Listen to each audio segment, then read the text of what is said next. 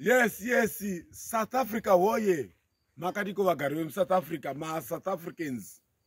Makadi chichemo chenyu chadairwa. Chikumbiro chenyu chanzwika. Chamaichema by public demand madzibaba magrazi. Tenzi maikuru.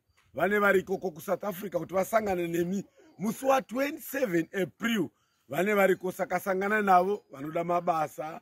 Vanotsvaka mbere kuvanda kupromotwa kumabasa vari kuneswa nemweya yakasiyana siyana veduwe ndo mukana wokusongana nechiremba chedu Mazobatenzi Michael shamu yemuroi uya musongana chiremba pa Cosmo City Extension 2 Louis Cafe pa ground ndo pamunosongana na chiremba zvenyu zvaita vagari South Africa udzanai udza hama yako iriko imi variko udzanai magrupu ariko ku South Africa kuti aiwa Tenzi Michael vari kuuya chiremba Mazova magrazi vazhinji meta kuvaona pa social media aike zvino mune misongana live and direct navo mu South Africa panzvimbo yandataura ipapo pa Cosmo City Extension 2 Louis Cafe pa ground saka one day saka garai makagadzira this is your chance because always magrazi Tenzi Michael vari pa demand because varipo kutiyambusa iwe neni varipo kuponesa iwe neni